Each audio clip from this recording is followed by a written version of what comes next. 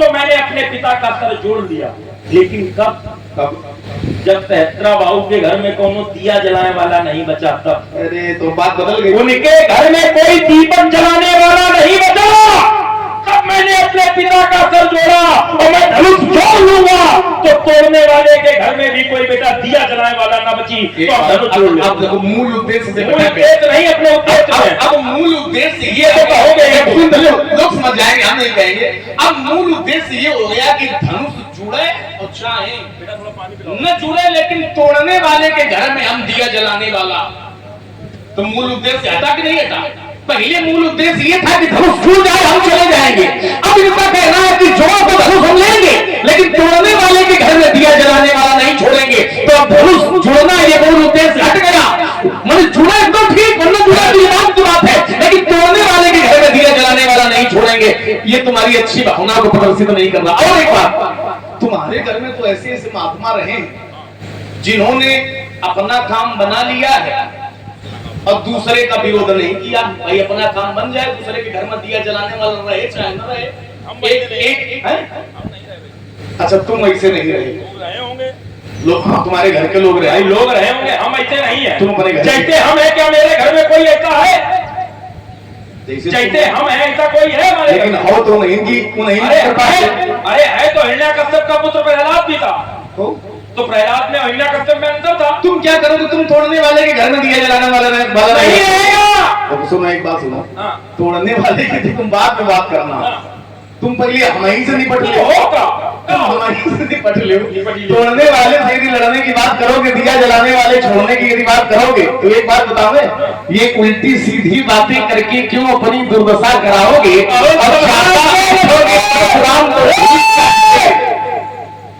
तो ज्यादा देर हम सुनते नहीं है। तुम सुनते नहीं हो, हम ज्यादा देर सुनाते नहीं है, इसलिए कहना है दिखाई देता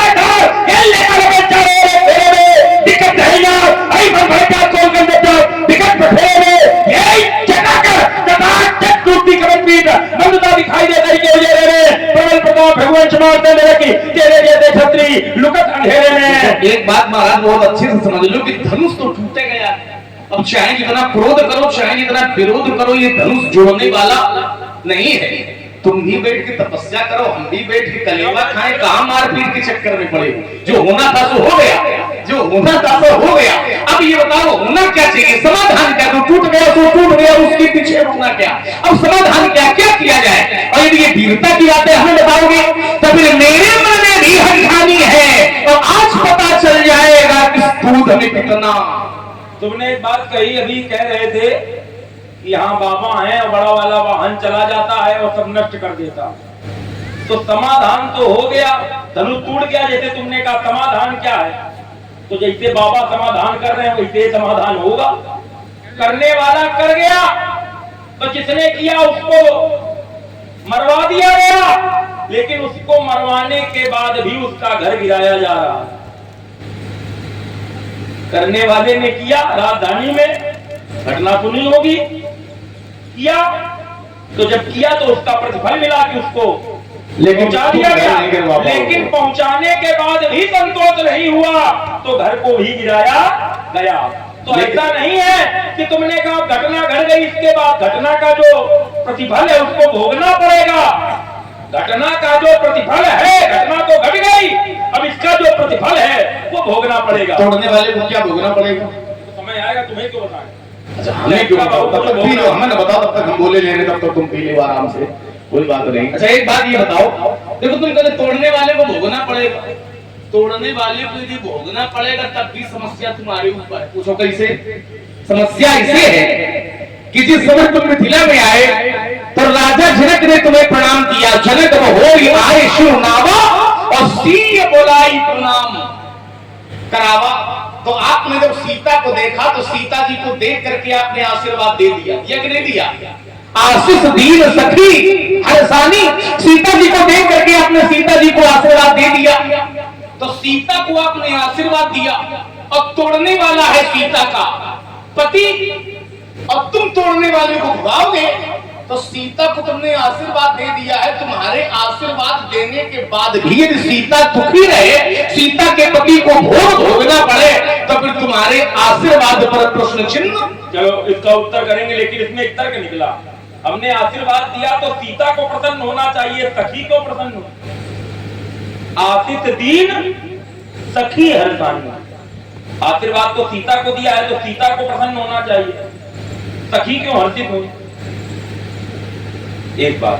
दूसरी बात, अगर सीता का आशीर्वाद है, हमने सीता को दिया है और उसके पति को हम अगर मारेंगे तो मार करके हमारा दंड तो हो गया, मार दिया। अब सीता को आशीर्वाद दिया है तो एक सूत्र कहता है, क्या कहता है? सूत्र ये कहता है कि पहले दंड देना फिर कृपा करना। तासति करी पुनि करी पसाओ, नाथ प्रभु न कर सहज स्वभाव। पहले दंड देंगे फिर कृपा करेंगे। जैसे कामदेव को जलाया भगवान शंकर ने तो दंड दिया, लेकिन कामदेव की पत्नी जब आ गई तो भगवान शंकर ने आशीर्वाद भी दिया और आशीर्वाद देके कहा क्या? जब यदुवंत कृष्ण अवतारा, हुई है हरनि महामयी भारा, कृष्ण तनय होई पति तोरा, वचन अन्यथा होई ना मोरा। तो पहले दंड दिया कामदेव को, और जब पत्नी शरण में आ गई तो आशीर्वाद दे करके भगवान का पुत्र कामदेव को बना दिया। तो हम सीता को आशीर्वाद दे चुके हैं, पहले उसको दंड देंगे, हमारे पास में संजीवनी विद्या है, हम पुनः उसको जीवित भी कर देंगे। चलो दो बातें मुख्य रूप से आएंगे। एक उनका भी तर्क निकला, सखी वाला कि हमने आशीर्वाद सीता को दिया, सखी क्यों प्रसन्न हुई? तो ये तो बहुत सामान्य, इसका क्या उत्तर सब लोग जानते हैं, उन्हें उत्तर में देने की आवश्यकता नहीं, सामान्य सी बात है। मित्र को यदि दुख है, सच्चा कोई मित्र है और मित्र को यदि दुख है तो क्या आपको दुख नहीं होगा? जे न मित्र दुख होई दुखारी और तिन्हि बिलोकत पातक भारी।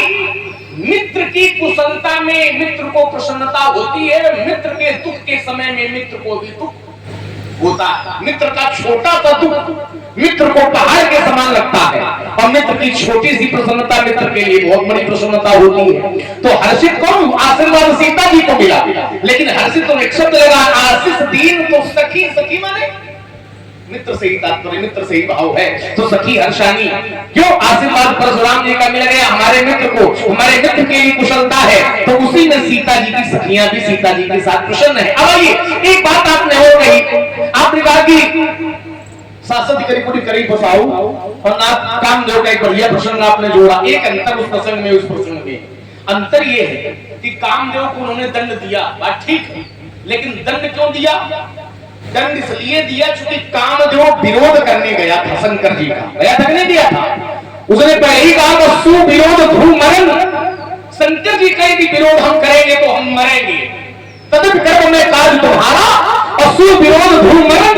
हमारा शंकर का विरोध करने गया था तो दंड मिला, लेकिन धनुष तोड़ने वाला आपका विरोध करने नहीं आया। तोड़ने वाले का पक्ष या तोड़ने वाला आपके विरोध में नहीं है, और विरोध में यदि होता तो फिर उसका ये भाव न होता कि नाथ शंभु धनु भंजन निहारा और हुई है ओ एक दास। विरोध करने वाले को दंड दिया जाए, बात ठीक है, लेकिन जो शरण में आ जाए तो शरण वाले को दंड नहीं दिया जाता है, बल्कि क्षमा दी जाती है। सर्वधर्मानि परित्यज्य मामेकं शरणं व्रज और अहं तासुर पाप्योर्भूमोक्षयिष्यामि मा शुचा। इसलिए नीति पथ पर यदि चलोगे तो तुम्हें हम छोड़ देंगे, और लिया यदि अनीति का सहारा तो आज न समझ तुम्हारी। तुमने कहा कि आपका विरोध उसने नहीं किया, व्यक्तिगत विरोध तो परशुराम का कभी किसी ने नहीं किया। हमारा व्यक्तिगत विरोध किससे कब रहा? सहस्त्राभाव अर्जुन को मारा, पिताजी के कारण मारा। सहस्त्राभाव के पुत्रों को मारा, पिताजी के कारण मारा। संसार के क्षत्रियों को मारा, अपने पिताजी के मारे मारा। तो हमारा व्यक्तिगत विरोध किसी से रहा ही नहीं। यहाँ भी हमारा व्यक्तिगत विरोध नहीं है, भगवान शंकर के कारण विरोध है, क्योंकि शंकर जी का धनुष टूटा है, मैं शंकर जी का शिष्य हूँ, तो मेरा यहाँ भी व्यक्तिगत विरोध नहीं है, भगवान के कारण मेरा विरोध है। मैंने तुम्हारे भाई से कहा था सुनो राम जे इसी को धनु तोड़ा।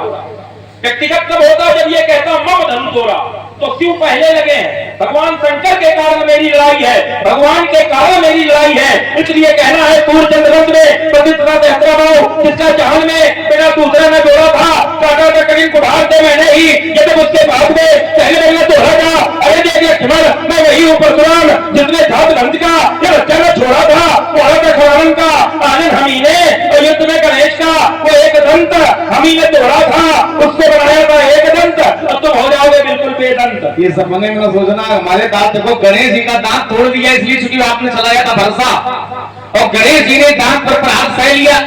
गणेश जी काट नहीं सकते थे फरसे को, आप लोग सोचो फरसे को काट सकते थे लेकिन उन्होंने फरसे का प्रहार सहन किया। क्यों किया? इसलिए सहन किया क्योंकि उन्होंने सोचा कि फरसे को मैं काटूंगा तो लोग यही कहेंगे कि गणेश के पिता ने परशुराम जी को ये फरसा दिया, मैंने शंकर जी ने दिया, मेरे पिता ने ये फरसा दिया है। और फरसे का प्रहार यदि खाली चला जाएगा तो समाज से मेरे पिता का सम्मान चला जाएगा। लोग यही कहेंगे कि शंकर जी ने फरसा दिया और शंकर के पुत्र पर जब चलने का समय आया तो फिर फरसा नहीं चला तो पिता का सम्मान न जाने पाए, इसलिए गणेश जी ने प्रहार सहन कर लिया।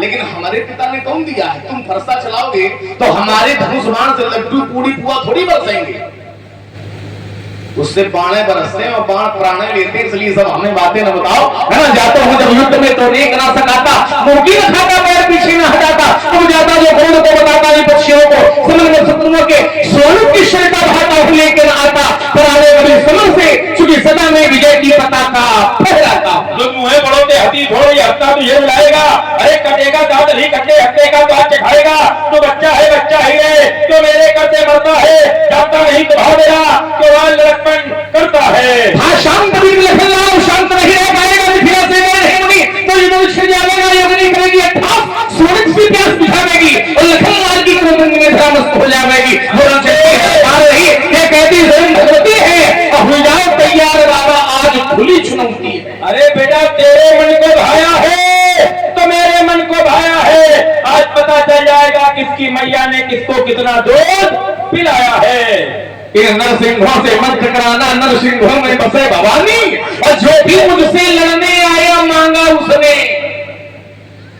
चटके उधार वंचित और कंतिन पर 3 लोग 14 भुवन जाको ये वही चाहो दशरथ को महान दीप साधु जान जाको पुत्र हुई के निबंध को जा वही निबंध प्रबुद्धि भोरी भाई चली आज तंता करे मोरे के मौत को जा नहीं। अरे छत्री को नाटक मेरे करना निहारे तक जाकी घोर धार तक भूपन कपा वही शब्द जुगलती है प्रतिंचल में कराने तो बड़े बड़े वीरों का चली रही है बाहर को जैसे लेकर बुझा होना सतरंग में शत्रुओं के सूरज की शंका भाता है मेरी ही हुंकार से फटते हैं कहां सुनो दिशाओं में अंधकार छा जाता है युद्ध की बातें बाबा तुम्हें कहां तक बताऊं मैं। हम तो लाशों के ढेर को लगा अम्मा गाता की धमारे होती का तुम बरदानी अय्या कर कोई छिपा न पाया हर कबीना मैंने मानी तो लोग भर करके मैंने इसको अपना क्षेत्र बनाया बिल्कुल मेरे अंग में महान दरबार दी अमर गाता की धमारे मैं धरती का क्षेत्र बरदानी। देखिए महाराज ये संसार इसका नाम है जग ज्या माने जन्म लेना और गा माने गमन करना। जिसका जन्म है उसकी मृत्यु निश्चित है, जिसका जन्म है उसकी मृत्यु निश्चित है और जिसका निर्माण है उसका विध्वंस।